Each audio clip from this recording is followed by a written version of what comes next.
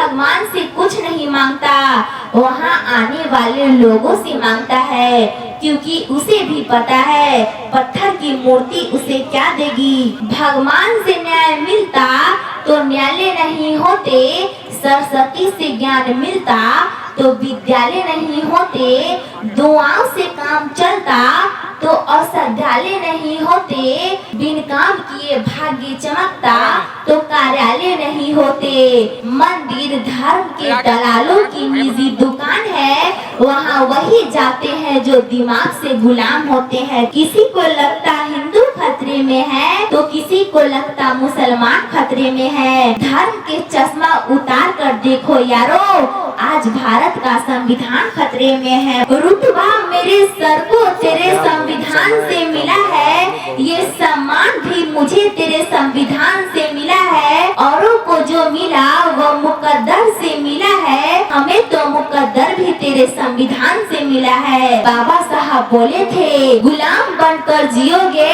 तो कुत्ता समझकर लात मारेगी ये दुनिया, नवाब बनकर जियोगे तो शेर समझ के सलाम ठोकेगी ये दुनिया।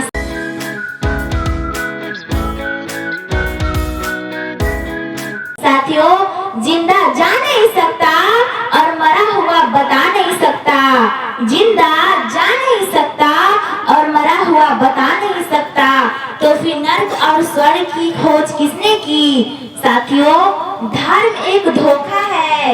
एक जिंदा मछली को पानी से बाहर निकाल कर किसी मंदिर या मस्जिद में रख दो, अगर वह जिंदा बच जाए तो समझ लेना जीवन और मृत्यु अल्लाह ईश्वर के हाथ में है। साथियों, हम लोग ऐसे अंधविश्वास के कारण भटके हुए हैं। मान लिया जाए मनुष्य की आत्मा भटकती है तो फिर जानवरों की आत्मा क्यों नहीं भटकती, जबकि जानवरों का तो क्रियाक्रम मृत्यु भोज भी नहीं होता। इसलिए दोस्तों, अंधविश्वास दूर भगाओ, शिक्षा लाओ और पाखंड मिटाओ। साथियों, मुझे तो गंगा जी पर बहुत बड़ा शक है, उसमें जो नहाता है पवित्र हो जाता है, पर शूद्रों की कई पीढ़ियां गुजर गई नहाते नहाते, लेकिन आज भी शूद्र अपवित्र है। देश के बर्बादी के कारण लाल बत्ती नहीं, धूप बत्ती और अगरबत्ती है। साथियों, जब कोई इंसान दुनिया से विदा होने लगता है तो तुरंत उसका कपड़ा, उसका बिस्तर, उसके द्वारा इस्तेमाल किया गया सारा सामान निकाल दिया जाता है, पर कभी कोई उसके द्वारा कमाया गया पुण्य परोपकार इसे क्यों नहीं छोड़ते। इसलिए दोस्तों, हाथ जले जीव लकड़ी, केस जले जीव घास, हाथ जले जीव लकड़ी, केस जले जीव घास, कंचन जैसी काया जल गई कोई न आया पास।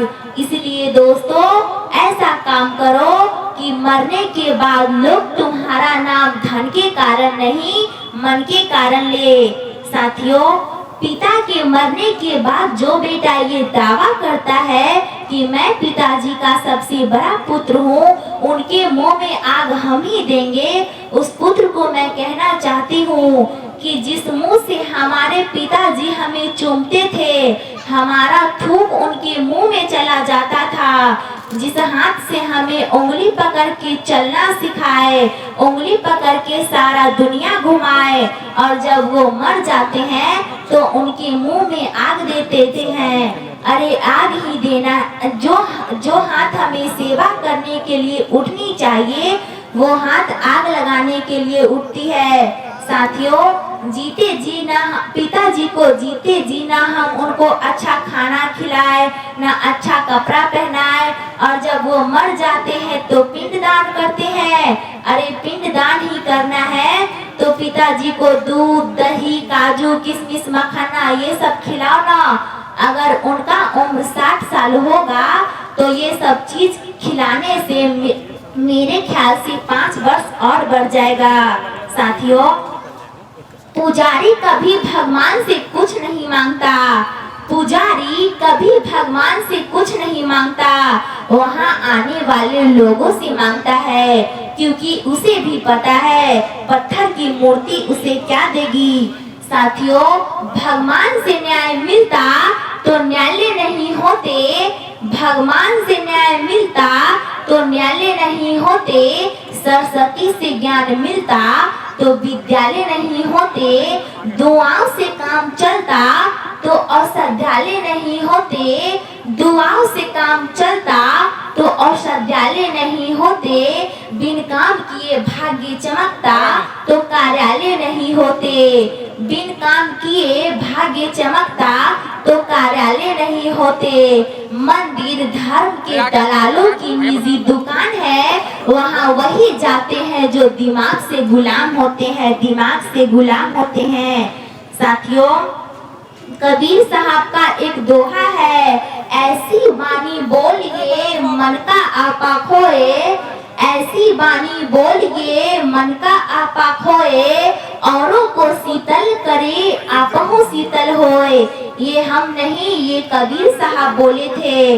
हम जो बोलने जा रहे हैं, अगर इससे आप लोगों के दिल पे ठेस पहुँचे तो मुझे अपनी बच्ची समझ के माफ कर दीजिएगा।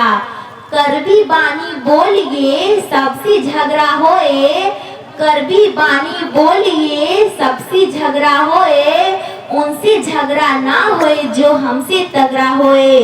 रोटी का कोई धर्म नहीं होता, पानी की कोई जात नहीं होती, रोटी का कोई धर्म नहीं होता, पानी की कोई जात नहीं होती, जहाँ इंसानियत जिंदा है वहाँ मजहब की बात नहीं होती। किसी को लगता हिंदू खतरे में है तो किसी को लगता मुसलमान खतरे में है। धर्म के चश्मा उतार कर देखो यारो, आज भारत का संविधान खतरे में है, भारत का संविधान खतरे में है। साथियों, पेरियार ललई सिंह यादव बोले थे, इंसान जीता है, पैसा कमाता है, खाना खाता है और अंत में मर जाता है। जीता इसीलिए है ताकि कमा सके, कमाता इसीलिए है ताकि खा सके, फिर भी मर जाते हैं। अगर मरने के डर से खाते हो तो अभी मर जाओ, मामला खत्म और मेहनत भी बच जाएगी। गुलामी के जंजीर में जकड़े समाज को आजाद कराओ। अपना और अपना बच्चा का भरण पोषण तो एक जानवर भी कर लेता है। मेरे नजर में इंसान वही है जो समाज के लिए जिए और समाज के लिए कार्य करे। साथियों, वो दौलत क्या मिलेगी बादशाह के खजाने में, वो दौलत क्या मिलेगी बादशाह के खजाने में, जो मैंने पाई है अपने माँ बापों की पैर दबाने में। ख्वाहिश नहीं मेरी दुनिया को पा लेने के लिए, ख्वाहिश नहीं मेरी दुनिया को पा लेने के लिए, मेरे लिए मेरे माँ बापू की दुआ ही काफी है मुझे जन्नत में ले जाने के लिए। साथियों, माँ बाप की तारीफ करूं कैसे, मेरे शब्दों में इतना जोर नहीं। माँ बाप की तारीफ करूं कैसे, मेरे शब्दों में इतना जोर नहीं। सारे दुनिया में जाकर ढूंढ लेना, मेरे माँ बाप जैसा कोई और नहीं। साथियों, रुतबा मेरे सर को तेरे संविधान से मिला है, रुतबा मेरे सर को तेरे संविधान से मिला है, ये सम्मान भी मुझे तेरे संविधान से मिला है। औरों को जो मिला वो मुकद्दर से मिला है, हमें तो मुकद्दर भी तेरे संविधान से मिला है। साथियों, गुलाम बनकर नहीं नवाब बनकर जियो, गुलाम बनकर नहीं नवाब बनकर जियो, क्योंकि बाबा साहब बोले थे, गुलाम बनकर जियोगे तो कुत्ता समझकर लात मारेगी ये दुनिया, गुलाम बनकर जियोगे तो कुत्ता समझकर लात मारेगी ये दुनिया, नवाब बनकर जियोगे तो सिर समझ के सलाम ठोकेगी ये दुनिया, सलाम ठोकेगी ये दुनिया। साथियों, बाबा साहब बोले थे, शिक्षा वह शेरनी का दूध है, जो इसे पिएगा वही दहाड़ेगा। इसलिए मैं बोलती हूँ दोस्तों, लड़ने के लिए पढ़ना होगा, पढ़ने के लिए लड़ना होगा, लड़ने के लिए पढ़ना होगा, पढ़ने के लिए लड़ना होगा। किताबें बहुत सी पढ़ी होंगी आपने, किताबें बहुत सी पढ़ी होंगी आपने, हक और अधिकार जानने के लिए संविधान पढ़ना होगा, संविधान पढ़ना होगा। साथियों, मैं उड़ता परिंदा हूँ कि हवा में पंख लहराता रहूंगा, मैं उड़ता परिंदा हूँ कि हवा में पंख लहराता रहूंगा, आंधी और तूफान से लड़के भी अपना रास्ता बनाता रहूंगा। बाबा साहब के रहमो करम है मुझ पर, बाबा साहब के रहमो करम है मुझ पर, इसीलिए जब तक है दम तब तक उनके कारवा को आगे बढ़ाता रहूंगा। आज आप जहाँ पे खड़े हैं उसके लिए बाबा साहब लड़े हैं।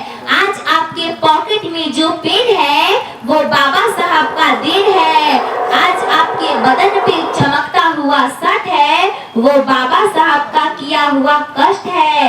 आज आपके पास जो कार है वो बाबा साहब के उपकार है। आज आपके पास जो दौलत है वो बाबा साहब के बदौलत है। फिर भी आप उनके प्रति कौन है? तो दिल पे हाथ रख के कहिए आपकी तकदीर के पीछे कौन है। इसी के साथ मैं अपनी वाणी को विराम देती हूँ। जय भीम, नमो बुद्धाय, जय मूलीवास।